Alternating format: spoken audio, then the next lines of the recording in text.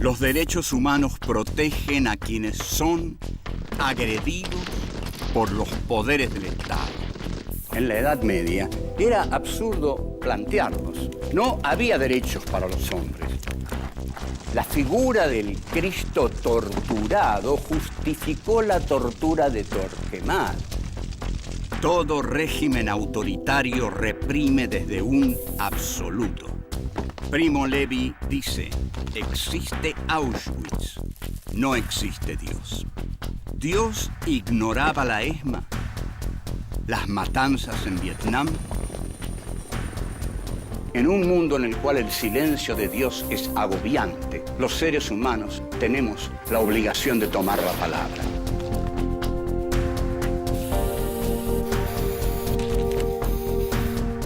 Filosofía aquí y ahora 5.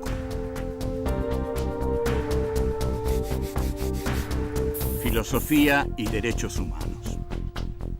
Encuentro 3. Teoría de la violencia. 1.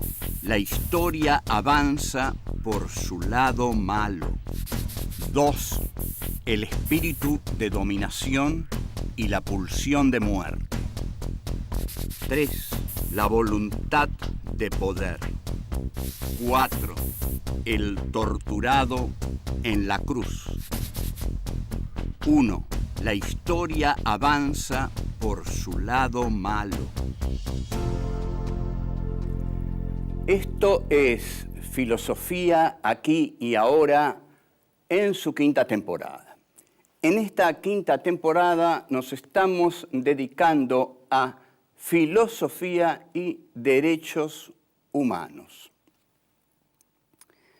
Hoy nos vamos a dedicar a teoría de la violencia. Como se comprenderá, el tema de la violencia es absolutamente necesario, nos tenemos que ocupar de él, porque los derechos humanos justamente tratan de proteger a los seres humanos de la violencia que sobre ellos ejerce el aparato estatal desbocado, excesivo, brutal, vejatorio, que viola los derechos humanos, violando los derechos de los individuos que viven en una determinada sociedad. Los derechos humanos están para proteger a esos seres humanos. Entonces, los derechos humanos tenemos que pelear más que nunca por ellos, porque la violencia es lo que está reinando en la historia. Esta ya no es una historia angélica, una historia de amor, es una historia violenta, una historia de odio que marcha por su lado malo. Hegel decía, la historia marcha por su lado malo. ¿Qué quería decir con esto? Que la historia marchaba por su lado negativo. Para Hegel, esta era una afirmación teórica, no moral. Es decir, para Hegel había un lado positivo de la historia, que era la afirmación del primer momento de la historia. Luego venía necesariamente un lado negativo que destruía a ese lado positivo, y luego venía un tercer momento de conciliación en el cual el lado positivo primero, el lado negativo segundo, se armonizaban en un tercer momento que Hegel llamaba el momento posibilitado por el Aufheben, el momento de lo que superaba conservando, y ese tercer momento de la conciliación era el que permitía la armonía. Bueno, esta filosofía hegeliana que lo llevó a constituir todo su edificio teórico y al cual remitimos a nuestras clases sobre Hegel para que ustedes lo repasen mejor, le permite decir a Hegel que la historia avanza sobre su lado malo. Es decir, si no hubiera negatividad no habría historia. Y tengamos en cuenta que si no hubiera habido pecado en el paraíso terrenal, tampoco hubiera habido historia. A ver, regresemos un momento al Génesis. tenemos Génesis, momento en que se inicia el Antiguo Testamento. Tenemos paraíso terrenal, un Dios que les dice a dos personajes desnudos: este es un paraíso, este es un lugar hermoso, van a vivir acá, ustedes son inocentes, pásenla bien. Bueno, el hombre es, sí, es un inocente, bobo, digamos, es totalmente bobo, y la mujer es más inquieta y es más curiosa, como todavía lo es. Como es más inquieta y es más curiosa, quiere comer de un árbol que Dios prohibió. Ese árbol que Dios prohibió comer es el árbol de la ciencia, del conocimiento. El hombre no debe conocer, dice Dios, claro, porque solo Dios quiere conocer. Entonces, cuando el ser humano conoce, peca. Conocimiento es igual a pecado. Pecado es igual a arrogancia ante Dios. Y es Eva, la mujer, la primera que toma para sí el derecho de erguirse ante Dios y decir: sí, yo voy a pecar porque yo quiero conocer, yo quiero saber, aunque eso implique sufrimiento. Los echa del paraíso terrenal y luego continúa la historia con dolor. Y entonces Adán y Eva tienen sus dos hijos, que son Caín y Abel. Y Caín mata a Abel.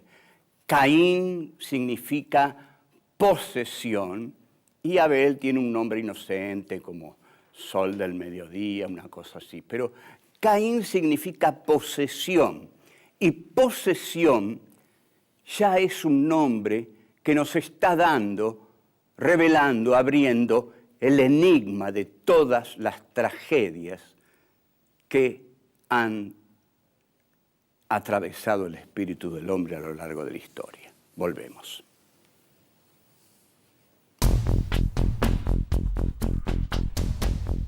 Dos, el espíritu de dominación y la pulsión de muerte. La posesión es equivalente a la dominación. Cuando uno quiere poseer algo, es porque no lo posee, porque no lo tiene. Y lo posee otro generalmente. Si lo posee otro, uno se lo quiere sacar, porque desea poseer esto. Esta condición del hombre es la tragedia de toda la vida del hombre, porque si el hombre no deseara las cosas que tiene el otro, bueno, la vida sería un poco más serena. Pero no es así, no es así. Caín es sinónimo de posesión y Caín es un asesino. O sea, la pulsión de poseer lleva a matar. Bueno, entonces, uno de los motivos de por qué existe la violencia es porque en el hombre existe la pulsión de poseer lo que está en el otro. La posesión implica el deseo de dominar al otro para poseerlo y para arrancarle lo que el otro tiene. El espíritu de posesión está animado por la pulsión de muerte, porque yo, si el otro se resiste, tengo que matarlo. Entonces, la pulsión de muerte también está animada por la voluntad de poder de Nietzsche. Todo esto es lo que hace y lo que mueve a un imperio que lucha a muerte por lo que quiere. Digamos, el petróleo que hoy existe en Irak y que Estados Unidos, Gran Bretaña, Francia y lo que haga falta, la OTAN, invaden los territorios islámicos, lo hacen porque tienen una voluntad de poder de invadir esos países por el poder energético que tienen. Entonces, por el valor, ¿no? El poder energético ahí en materias primas. Entonces, esa voluntad de poder no puede detenerse nunca porque tiene que crecer constantemente para seguir siendo siempre lo que es. Es decir, el imperio norteamericano, si se quedara como es hoy, se iría achicando. Para crecer tiene que expandirse constantemente. Entonces, la voluntad de poder, el espíritu de dominación, el espíritu de posesión, constantemente tienen que ir creciendo, expandiéndose. Esto lo sabía muy bien Adolfo Hitler, que empezó hablando muy tempranamente del espacio vital que Alemania necesitaba para ser sí misma, para ser verdaderamente Alemania. Y vaya si intentó un espíritu de expansión del espíritu de Occidente que Hitler dijo representar. ¿Qué dijo Hitler que representaba? Nosotros representamos el espíritu de Occidente. Bien, ¿quién gana esta pelea? Gana el que tiene menos miedo a morir. ¿A morir por qué? A morir por su naturalidad, por su carnalidad. Es decir, si yo tengo un verdadero deseo de conquista, ese verdadero deseo de conquista es mi deseo de dominio. Ese deseo de dominio es espiritual, es espiritual. En cambio, el miedo a perder la vida en la lucha por ese deseo de dominio no es espiritual, es carnal, es el miedo a morir, es el simple miedo a morir que podría tener el más deleznable animal que habita la tierra. Entonces, el que abandona la lucha porque tiene miedo a morir se une a la animalidad, mientras que el que continúa la lucha porque quiere que su espíritu de dominio triunfe, continúa siendo un hombre y sigue luchando para ser reconocido por otros. Bueno, esto siempre trae una enorme paradoja, porque los otros, los que lo reconocen, son los que se le han sometido, y los que se le han sometido por miedo. Y si se le han sometido por miedo, ya no son hombres, han pasado a ser animales. Esta es la dialéctica de Hegel en El amo y el esclavo. Pero dejemos este juego brillante de Hegel. El mundo es de los amos porque los amos tienen todo el poder bélico y mediático necesario para conquistar este mundo, y en esa tarea están. El proyecto del imperio bélico comunicacional es apropiarse de este mundo o que este mundo no esté en condiciones de sublevársele.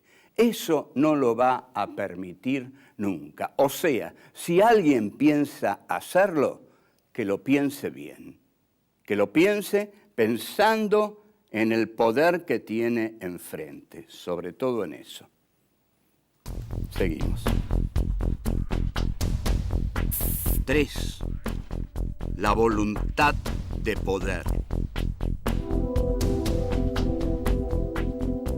En esa famosa dialéctica del amo y el esclavo, en la cual se enfrentan dos personas y una de ellas tiene miedo a morir y la otra tiene menos miedo a morir y más deseos de someter a la otra, entonces se constituye en el amo y somete al otro. Pero el otro queda reducido a una cosa porque se ha sometido al deseo, a la coseidad de morir. Bueno, aquí el amo se entrega al goce porque tiene un esclavo. La cosa parece muy fácil para el amo y muy sencilla, pero el esclavo empieza a trabajar, ¿no? Trabaja y comienza a hacer la historia. El esclavo hace la historia trabajando la materia. Ahora bien, esta resolución de la dialéctica en Hegel es un poco optimista, digamos. El amo no trabaja, el esclavo hace la historia y así va tomando poder hasta que triunfa finalmente por el esclavo, sobre el amo. Por eso Marx le toma tanto cariño a esta dialéctica. Ahora, Nietzsche viene a agregar a esto que en el hombre lo que priva es una voluntad de poder que tiene que ver con el mundo de la vida y no con el trabajo, sino con el pertenecer al mundo de la vida en tanto voluntad de poder y devenir de la voluntad de poder. La voluntad de poder deviene porque la voluntad de poder existe porque la voluntad de poder es un devenir de esa voluntad, un constante devenir de esa voluntad que se quiere a sí misma y cada vez quiere tener más. Ahora, en un análisis de la violencia, deberíamos ver que todos estos elementos, finalmente, de todos estos filósofos, van a confluir y a chocar los unos contra los otros, que el hombre de la voluntad de poder va a chocar contra el esclavo, que el esclavo se va a sublevar contra el amo, que el amo no va a poder mantener constantemente su situación de comodidad. De hecho, Hegel está trabajando sobre los elementos de la Revolución Francesa, ¿no? Que es una gran revolución del pueblo bajo y la burguesía. Es una de las grandes revoluciones triunfantes, ¿no? Con todo el desarrollo terrible que tiene, ¿no? Robespierre, Saint-Just, el terror, y Napoleón, emperador, que lleva los principios de la Revolución Francesa por toda Europa. La violencia existe porque existió, porque existe y porque existirá. ¿Por qué existirá? Porque el hombre es violento, porque la violencia está en el hombre y porque el hombre sabe que para conseguir algo, una de las formas fundamentales que tiene es matar al otro, porque el hombre ha desobedecido una y otra vez los preceptos fundamentales de Dios. ¿Cómo no va a desobedecer el no matarás? Se ha burlado del no matarás, se ha burlado del amarás a tu prójimo como a ti mismo. Freud se ha burlado en el malestar en la cultura de ese principio. Freud en el malestar en la cultura dice, ¿por qué voy a amar a mi prójimo como a mí mismo? ¿Qué tiene mi prójimo como yo? ¿Por qué voy a amarlo? Bueno, si Freud se ríe de ese precepto, ¿cómo los hombres en batalla, lanzados a la bulimia de sus deseos, no van a violar el precepto bíblico que dice no matarás? Viven violándolo, viven violándolo. Volvemos.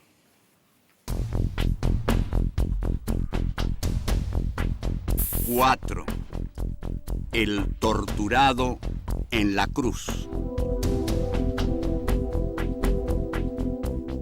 Yendo al plano religioso, al plano estrictamente del cristianismo, tenemos que ver cómo se ha utilizado la figura de Cristo por medio de la Iglesia católica. Es decir, Cristo, cuando uno entra a la Iglesia, salvo que esté absolutamente acostumbrado, pero cuando entra las primeras veces, no puede sino impresionarse por la figura de ese hombre que está en el altar, en una cruz, y por los horrores de las heridas que tiene y por los clavos que atraviesan sus carnes. Es una figura muy dolorosa, ¿no? Es una figura que está expresando la tortura. A ese hombre se le ha practicado meticulosamente un dolor técnico, ¿no? Con tranquilidad, de a poco, se lo ha hecho sufrir. Ese que sufre ahí es nada menos que el Hijo de Dios, el poeta, el profeta de Nazaret, es Jesucristo. Él ha venido, ha sido enviado por Dios para redimir todos nuestros pecados y ha tenido que sufrir todo eso para redimir todos nuestros pecados. Es decir, eso que ha sufrido ahí, lo ha tenido que sufrir por nosotros. Entonces, la pregunta inmediata es, ¿qué hemos sufrido nosotros por Él? Entonces, la pregunta inmediata también es, ¿qué tendremos que sufrir por Él? ¿Qué estamos dispuestos a sufrir por Él? Estamos en deuda con Él, porque Él sufrió todo eso por nosotros y nosotros aún no hemos sufrido nada por Él. El profeta de Nazaret, desde la cruz, sangrante, muerto, torturado, nos está exigiendo, ya que nos ha redimido de la culpa, que hagamos algo en la vida para ser dignos y estar a la altura de semejante sacrificio. Incluso el sacrificio es peor, porque llega a los extremos de la duda.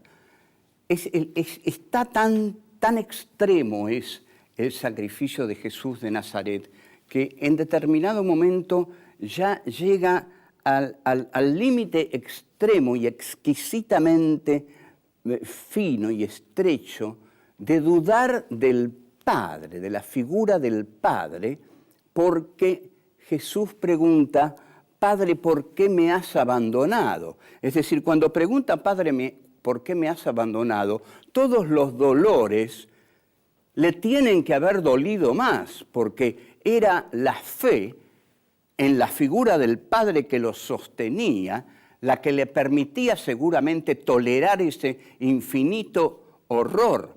Pero una vez que la fe se pierde y el Padre, Él dice que lo abandonó, el dolor tiene que ser el triple. Entonces, ese Cristo en la cruz ha muerto con un dolor infinito y con una duda absoluta. Entonces, así comienza la figura de Jesús y la Iglesia católica. Ahora, ya la Iglesia instalada, ya la Edad Media puesta a circular, la figura del Papa instaura esa Iglesia de Pedro, ¿no? Sobre esta piedra construirás mi iglesia, y la iglesia de Pedro se construye de un modo absolutamente vertical. Entonces, durante toda la Edad Media, en que en gran parte de ella funcionó la Inquisición, la figura del Cristo torturado justificó la tortura de Torquemada. Si nuestro Señor Dios fue torturado hasta tal punto, imagínate tú, pecador, hasta qué punto te torturaremos si Él tuvo que ser torturado así. Entonces, no esperes perdón, no esperes sino castigo. Lo que tendrás será castigo como lo tuvo nuestro Señor en la cruz. No esperes el perdón que Él no tuvo, no lo habrá para ti. Si Él no lo tuvo, tú no lo tendrás. Entonces, ese Cristo que vino a este mundo a redimir nuestros pecados, termina siendo instrumentado por la Iglesia inquisitorial para hacer de esos pecados un instrumento de castigo y para hacer de ese Cristo bondadoso un Cristo que juzga, que castiga y que doblega al pecador, y que sus heridas son heridas a infligir al pecador ínfimo, terrestre, que ha pecado, para torturarlo y para que confiese sus pecados. En esto en esto se ha transformado, en esto ha transformado la iglesia estatal, la bondad de Jesús.